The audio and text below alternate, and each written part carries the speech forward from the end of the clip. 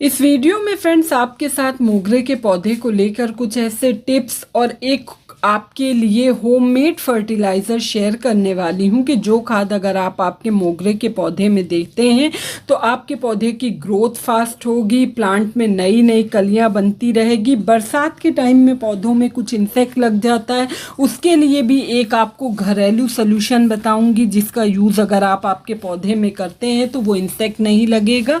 तो चलिए वीडियो को स्टार्ट करते हैं। Hey guys, this is Shagufta and you are watching my new garden. मोगरा फ्रेंड्स आपका समर ग्रोइंग प्लांट होता है। ये मार्च से लेके नवंबर तक इसकी ग्रोथ भी होती रहती है और ये फ्लावरिंग करता रहता है।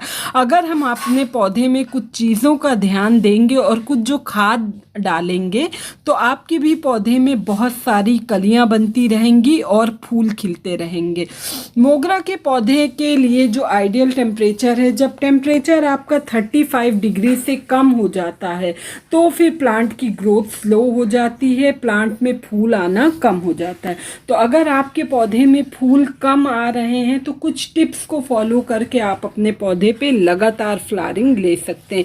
मोगरा समर फ्लावरिंग प्लांट होता है तो आपको इस टाइम में ये ध्यान रखना है कि आपको आपके पौधे को ऐसी जगह शिफ्ट करना है, क्योंकि अब बरसात का टाइम है, बारिश में पौधे पे धूप इतनी अच्छी नहीं लग पा रही है। तो ओपन एरिया में रखिए जहाँ डायरेक्ट सनलाइट पड़े। कम से कम 5 से 6 घंटे की धूप आनी ही चाहिए। अगर धूप नहीं लगेगी तो आपके भी पौधे में कुछ पत्तियों में इस तरह से, देखिए मेरे यहाँ बारिश लगातार हो रही है कई दिन से, पत्तियाँ आप देख रहे हैं कुछ ही मुड़ी मुड़ी टाइप में हो रही हैं, पत्तियों पे स्पॉट से। तो ये फंगस का अटैक है जो कि समटाइम्स ओवर वाटरिंग से हो जाता है। मेरे प्लांट में देखिए कली बन रही है।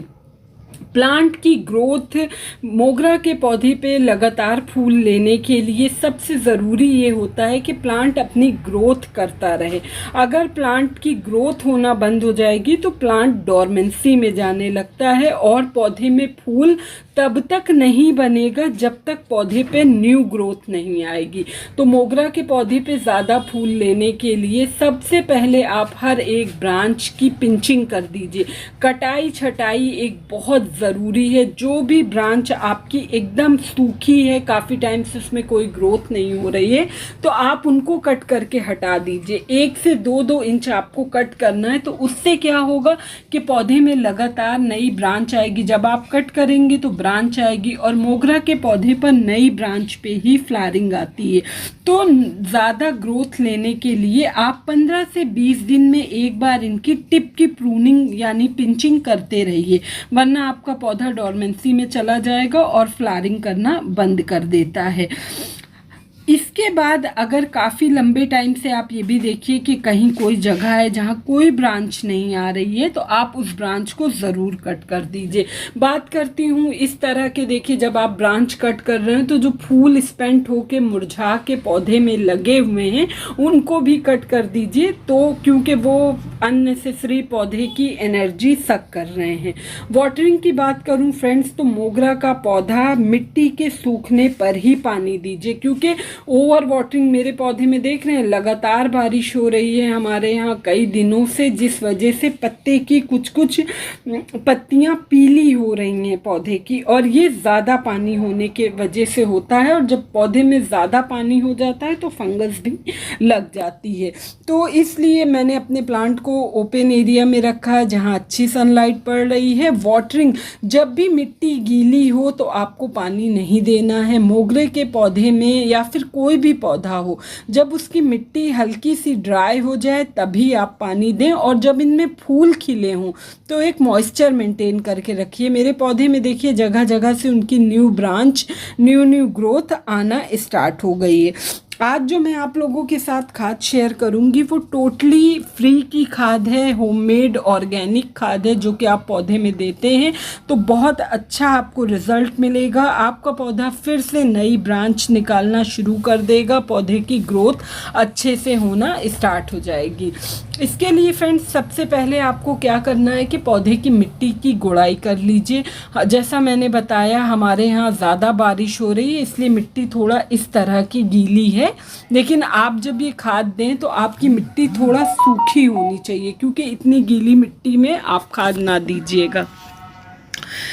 अच्छे से गुड़ाई करने से क्या होता है कि पौधे में ऑक्सीजन, उनकी रूट्स तक जाती हैं और इनकी जो मिट्टी है, गुड़ाई करने से जब हवा अच्छे से अंदर तक जाती है तो मिट्टी जल्दी सूखती है।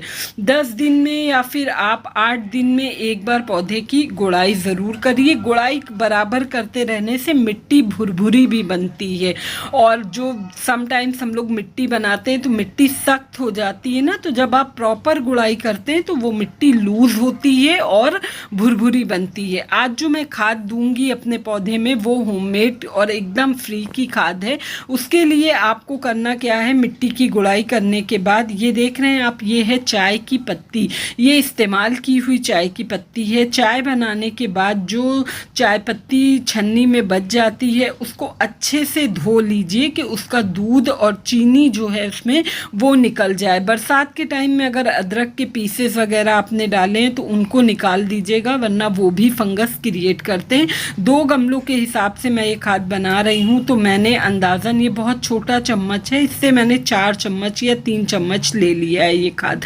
दूसरी जो खाद है ये है आपकी पोटेशियम और फॉस्फोरस, कैल्शियम का बहुत अच्छा इसमें स्रोत होती है। ये खाद फ्री की है। ये है एग शेल, अंडे के छिलकों को अच्छे से आप धो के धूप में सुखा के क्रश करके रख लीजिए, तो इसमें कैल्शियम और फॉस्फोरस बहुत अच्छे तरीके से पाया जाता है, और चाय पत्ती में आपका नाइट्रोजन। दूसरी आप जो देख रहे हैं ये क्या है, ये है फ्रेंड्स मस्टर्ड केक फर्टिलाइज़र, यानी सरसों की खली।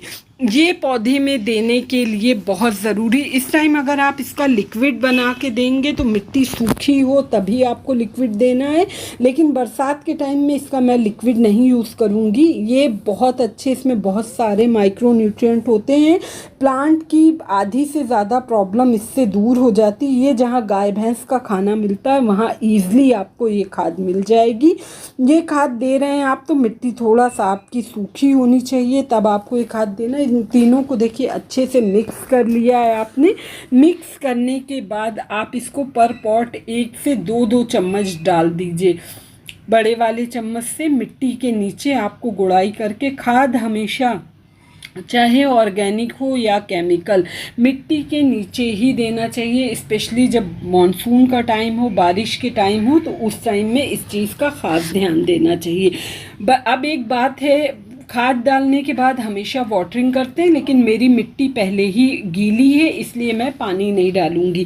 बारिश की वजह से बहुत सारे पौधों में रेंगने वाले कीड़े, उड़ने वाले कीड़े लगते रहते हैं, जो कि पौधे की जो नई ग्रोथ निकलती है उसको खा लेते हैं। जैसा मैंने आपको पहले दिखाया था कि पत्तियों पे मेरे ब्लैक या फिर ब्राउन कलर के स्पॉट्स थे, तो ये फंगस की वजह से होता है। इससे प्लांट को ज़रूर बचाना चाहिए, वरना आपका कितना ही हरा भरा पौधा हो खराब हो जाता है। बारिश के टाइम में मोगरा में ये प्रॉब्लम आती ही आती है।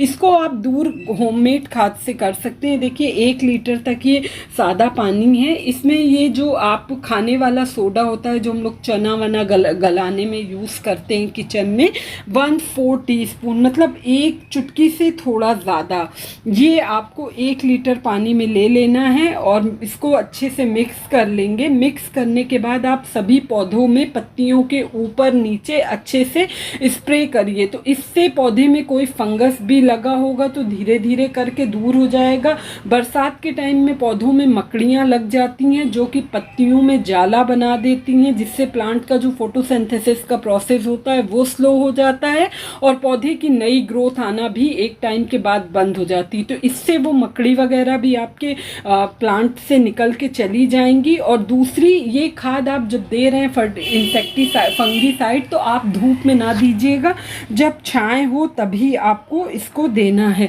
और जो भी पौधों में स्पॉट्स ब्लैक या ब्राउन कुछ भी है तो आप उन स्पॉट्स वाले पत्तियों को पौधे से तोड़कर अलग कर दीजिए। ये जो खाद है जो आप ये स्प्रे कर रहे हैं, ये आप, अगर आपको इसका फ़ायदा नहीं मिल रहा तो 4 से 5 दिन के बाद आप रिपीट कर सकते हैं। रात में आपको ये स्प्रे नहीं करना है पौधों में, हल्का दिन हो तभी 4 बजे के करीब आप स्प्रे कर दीजिए। तो बस एक ही छोटी सी इन्फॉर्मेशन थी कि मोगरा के पौधे पे ज़्यादा फूल कैसे लें, प्लांट को मरने से कैसे बचाएं, किस तरह से पौधे की केयर करें। होप ये इन्फॉर्मेशन आपको अच्छी लगी होगी। अच्छी लगी तो प्लीज़ चैनल को सब्सक्राइब करिएगा, वीडियो को लाइक एंड शेयर। मिलती हूँ नेक्स्ट वीडियो में नेक्स्ट टॉपिक के साथ। Till then take care, bye bye.